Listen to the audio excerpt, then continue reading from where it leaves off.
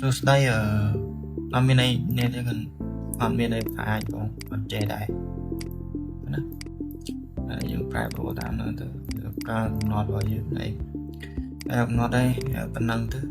យើងយកអល់ប្រមាណប៉ុណ្ណឹងឯងកំណត់ប្រមាណដើម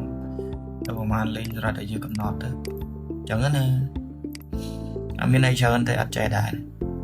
នេះដូចយើងកំណត់ដែរសម្រាប់วันนี้យើងកន្លែង space នេះបងនេះអញ្ចឹង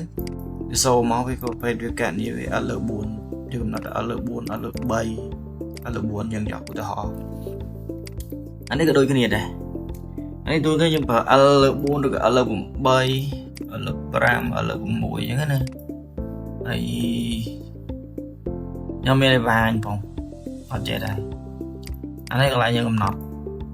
ដូចជាប៉ុណ្ណេះវាបែនតាមនឹងឲ្យហីនេះក៏ដូចគ្នាអញ្ចឹងដែរហើយផ្សេងថៃហើយយើងចង់ add យើង select លើនេះមកយើងអត់យើងចង់បិទហើយយើងចង់ខាងលើវាចូលខាងនេះទៅអូខេឧទាហរណ៍ខ្ញុំចង់ឲ្យឲ្យយើងចោះហើយផ្សេងគឺ preview នេះជាប់នៅ preview ក៏ preview នេះបានជា preview editor review editor ដែលបង្ហាញយើងមាន provide ហើយយើងយកកំណត់ setup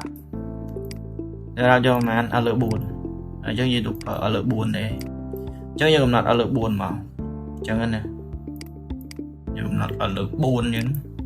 ប្រើ L លើ3មកអីកំណត់ផ្សេងៗ option នេះគឺកំណត់ spacing ទៅអីកំណត់យកដៃកងវាប្រហែលហើយកំណត់តាមហ្នឹងទៅgenerate វានឹងបង្ហាញចឹងណាហើយវាតាមហ្នឹងវាមានន័យច្រើនទៀតខ្ញុំអត់ចេះដែរ